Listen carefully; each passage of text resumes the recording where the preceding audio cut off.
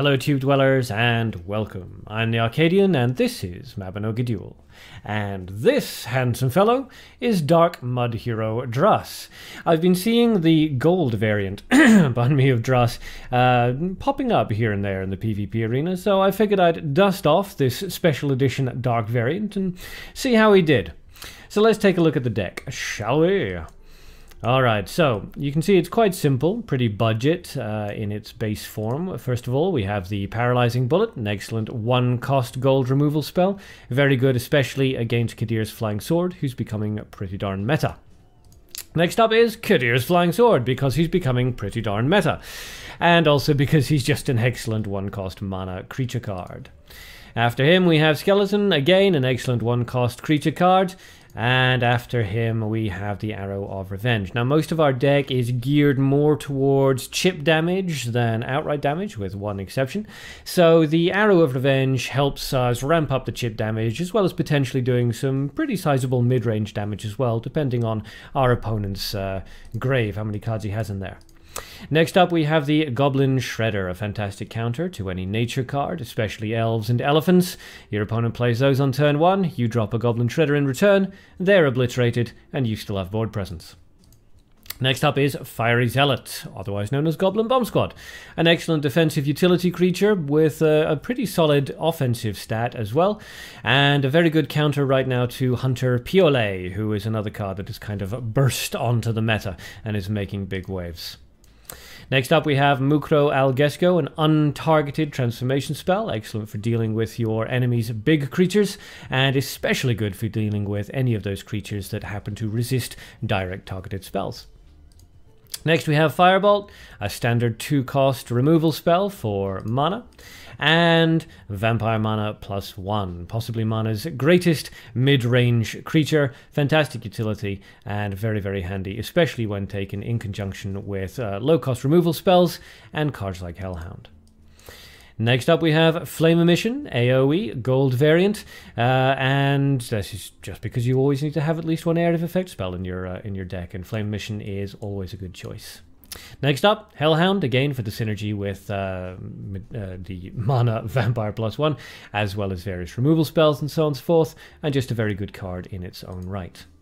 And finally, Mud Hero Drass, the card around which the deck is built. This guy is extraordinarily solid, coming in with just amazing stat value. You do need to be careful about his problem of damaging creatures on either side of him, so don't play him next to any weak creatures of your own. But apart from that, once he's out onto the field, he's very, very difficult for your opponent to deal with. They have to remove him immediately, which means either transforming him and then removing him with a creature or a removal spell, or capturing him onto their side of the field, something like that. None of which is particularly good in terms of sort of resource cost for your opponent, and of course something like capture doesn't work out for your opponent's in your opponent's benefit at all, because Drass has no ability that can be used by your opponent. So a lot of fun, very solid card. But let's jump into a battle and see exactly how well or otherwise he does. Okay, first fight up against Feng Yan using Scald and Mono Nature. Okay, so Wave of Life, I'm going to assume, in which case we can expect a Garden of Life to come out. And there it is. Okay, well, we can counter that very easily with a Goblin Shredder. The Shredder decimates the garden. It's all quite fitting, really. And let's see, now, chances are fairly good Feng Yan's going to choose to charge up here. Most of these Wave of Life gimmick players prefer to take damage early game and ramp up towards late. So, yeah, there we go. Charging up, we will play Skeleton, our highest attack value creature, next to the Goblin Shredder, just to put on as much pressure as possible. Now, she may choose to remove one of those creatures, but if she's really confident or really bold, she might decide to charge up instead and just take the damage. Let's see. She goes for the charge. Interesting. Okay, we will just level up there. We could play Fiery Zealot, but more important that we level up to 2, which doubles the Fiery Zealot's attack value. Okay, so Feng Yan will level up. There she goes. And it's our turn. We will play the Fiery Zealot. And we will actually charge up here, I think. Yeah. Either these three are capable of killing her before she brings out Wave of Life. Or it doesn't matter how many creatures I have out onto the field, she'll still be able to bring out Wave of Life. Now, she could be really, really bold here and go for a double charge, taking her out of perceived fatal range, although we do have Arrow of Revenge, which she doesn't know. Or she could go for a removal spell / block, which would significantly delay her ability to get Wave of Life out onto the field. She goes for the block, Tiny Hippo, good block, but we can counter that easily enough with a Mukro Algesco. There it goes. Bye-bye, Tiny Hippo. And we'll kill it off with a Paralyzing Bullet. So if she does anything other than a double charge next turn, on her next turn, then we win, because the Arrow of Revenge will kill her. If she charges once, we kill her. If she doesn't charge at all, we kill her. If she charges twice, she's outside of the Arrow of Revenge, but my creatures will kill her. So there's no win situation. She charges twice, acknowledging defeat. I kind of want to throw out the Arrow of Revenge. I know I really shouldn't, but I've been talking about it, so now it's stuck in my head and we'll level up. And the Goblin Shredder destroys the Wave of Life. It seems appropriate and yet somehow terribly, terribly tragic. Oh well. Good game, Feng Yan. But, you know, screw gimmicks. Round 2. Okay, second round against Academium. Hey, we know Academium. Yes, anyone who's seen the last live stream? Hello, Academium. Let's see, bring that up. Hello. Let's see if he says hi. In practice game, right? I'll appreciate good sportsmanship. Okay, using the neutral hero, Gold, Nature, and Light. All right, let's see. No mutants on his side of the field either. He charges up, so we'll just charge up as well. This is not a very aggressive deck that we're playing here. We prefer to answer threats rather than present them, if at all possible. That being said, we may want to drop a creature on our next turn if he doesn't drop one. But he goes for the Golden Garden Cat, no problem. We will remove that immediately with a Firebolt. Bye-bye, Kitty Cat. And now we're both ready to level up to 2. Academium levels up to 2, and we follow suit. And it goes into mana, which is nice for us, balances out our resources a little bit better. Excellent, excellent. Another Golden Garden Cat. Okay, double Golden Garden Cat deck, is it? I see how this works. And a charge. Alright, that's awkward for us because we don't have an easy removal. So we're going to have to counter with a creature, I think, unfortunately. I mean, we could hit it with a Flame Emission, but let's not do that. So let's do a double grab here. We'll drop the Vampire, and we will kill with a Paralyzing Bullet. There we go. Fairly expensive, but it does put the Vampire out into the field, which is a big, big threat, forcing a removal from Academium. So in terms of forcing him to use a removal spell, the resource cost kind of balances itself out between the removal spell and the Golden Garden Cat. Oh, he's going for a Fiery Zealot instead. That actually works out fairly well for us, really, because we can choose to remove that with a Mukro if we want to. Ah, no, okay. And then he uses Command Hunting. No, that's fair enough. What do we want to do then? A number of options here. We could play something to bait out. Let's see, well, that went into darkness. That's not ideal for us. So let's drop Mud Hero Drass on the far right-hand side. Let's see if we can force out a response, because whatever he does to deal with the Mud Hero Drass is going to have to be super expensive. So let's see. I mean, he has enough nature for a capture, but again, doesn't really bother us too much. If he wants to use his capture and drain all of his nature resources on that, we're okay. Yes, he's not entirely sure how to handle this. Nobody expects the Mud Hero Drass.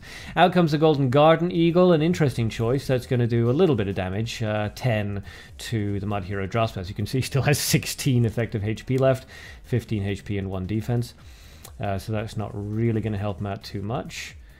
And we can remove that Golden Garden Eagle very, very easily. I mean, that is, we still have the 6 damage coming out from the Fiery Zealot, but we're not too worried about that while Drass remains out onto the field. Okay, so let's use Flame Emission here. We can take care of both of those creatures at the same time. Bingo, bango. A bit expensive, but it clears the field, keeps Drass out there, forces a response from Academium onto the Mud Hero Drass. Whatever he does now, it's going to have to be costly, as I said. He levels up to 3. Okay, and brings out the surprise attack. Interesting. Okay, he probably should have used the surprise attack first before leveling up, but we can use that to our advantage. This now allows us to gain a big well, not a resource lead, but it allows us to pull a lot more resources into our camps. And we will drop a aggressive fiery zealot because he's already used the command hunting, the surprise attack, a whole bunch of stuff, the golden eagle. There's not an awful lot theoretically left in his hand now that he can threaten the fiery zealot with. Not for a good resource trade at any rate. And we still have Arrow of Revenge, Skeleton, Hellhound, Mukro Algesco. We have a lot of potential answers to whatever he decides to do here. So he's thinking about it. He's thinking about it. He charges up and it goes into nature. He's got 6 cards in the grave at the moment, so he can only have 6 cards in his hand. Most of his removal spells will be gone, and his own Fiery Zealot is gone. His 2 Golden Garden Cats are gone as well. They're all still in the grave. So charges up twice. Will he charge up a 3rd time and let this 8 damage go through? I really hope so. That would be very handy for us. Give us a nice boost there, because at that point we can either revive from the grave and then charge up twice, or we can charge up 3 times and gain a big resource boost. He does go for the 3rd charge. Excellent. That works out really well for us. Now, I think we'll revive out of the grave just so we have a lot of answers and charge up. Hopefully it'll go into gold and we can get some HP back. Nice, good. And the Goblin Bomb Squad does its 8 damage, which is always very pleasant to see. Now, we're not going to flood the field. We're not going to put a lot of creatures out right now because I'm a bit worried about the flame emission that he might have in there. He charges up again, trying to maintain a big resource gap. But he has to really do something now. He can't afford to go down to 12 HP. That will put him at almost half my HP. Discards into gold. Interesting. Something big. Ooh, Princess Ilagressa. Okay. That is actually really nice for us, because we have the Mukro Algesco ready to go. So, targeted onto the Fiery Zealot. Bye-bye Ilagressa. And we will just charge up here. We could remove the frozen creature. I think we will. Let's play the Hellhound, and that puts a lot of threat onto the board now. That's his big creature dealt with, and we have 17 damage on the field. He absolutely has to answer that. Can't kill my guys with a hunt. So it would have to be command hunting. And he forfeits. Okay, no answers in the deck, and the big guy's gone. So, well played to Academium, and yeah. Hooray for Mud Hero Drass and Hellhound. Lovely cards. And that was the Dark Mud Hero Drass deck. A lot of fun, very versatile, and tends to take your enemies completely by surprise. So if you'd like to try this deck in your own game, there's the share code up in the top right hand corner, as always. So that's it from me, and that's it for this video. Thanks to everyone for watching, and a special thank you to all the Arcanauts who have subscribed so far. Until next time, have fun and good luck.